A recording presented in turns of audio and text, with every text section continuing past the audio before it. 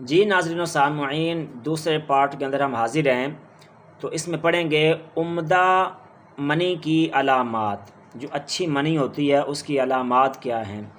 مرد کی منی معتدل القوام، یعنی نہ حد سے زیادہ گاڑھی اور نہ پانی جیسی پتلی ہوتی ہے۔ جو مرد کی منی ہوتی ہے وہ نہ حد سے زیادہ گاڑھی ہوتی ہے اور نہ بالکل پانی کی طرح پتلی ہوتی ہے۔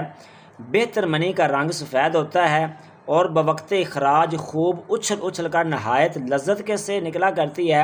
اگر منی پہلے گاڑھی اور پھر آہستہ آہستہ تھوڑی دیر بعد رقیق ہو جائے تو منی کی عمدگی کی نشانی ہے۔ عورت کی منی ہلکے زرد رنگ کی ہوتی ہے، لہٰذا معلوم ہونا چاہیے کہ جن اشخاص کی منی درست نہیں ہوتی، اول تو ان کے ہاں اولاد ہوتی ہی نہیں، اور اگر ہوتی ہے تو کمزور اور بیمار۔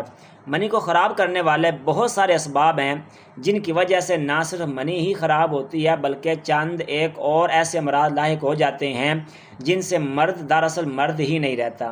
من جملہ ان کے میرے نزدیک تو جلک، اغلام اور کثرت جماع ہی 3 بڑے اسباب ہیں جن کے عالمگیر ہو جانے کی وجہ سے ہی تقریباً 95% انسان جریان، احتلام، صورت انزال جیسی نسل کش اور تباہ کن امراض میں مبتلا ہو کر ذوف باء جیسے خوفناک مرض کے پنجہ میں پھنس جاتے ہیں۔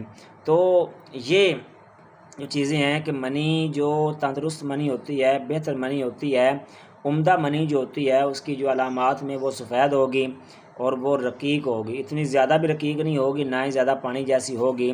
تو اسی منی سے جو اولاد پیدا ہوتی ہے وہ تندرست ہوتی ہے، وہ کمزور نہیں ہوتی۔ اور جن کی منی مطلب کہ بہت زیادہ پتلی ہوتی ہے یا کمزور ہوتی ہے یا پیلی پڑ جاتی ہے یا میلی ہو جاتی ہے یا اس میں دیگر جو تندرستی کے اسباب نہیں پائے جاتے، تو اس کے بعد جو اولاد جو ہے وہ کمزور پیدا ہوتی ہے۔ اس وجہ سے بچپن کی جو تباہ کاریاں ہیں، بچپن کی جو غلط کاریاں ہیں ان سے بچا جائے، اس کے بعد ہی آپ تندرست رہ سکتے ہیں، اور بعد میں جب آپ کی شادی ہوگی تو آپ کو اللہ تعالیٰ خوشیاں نصیب فرمائے گا۔ تو یہ پارٹ دوسرا تھا، تیسرا پارٹ انشاءاللہ جلدی آ جائے گا۔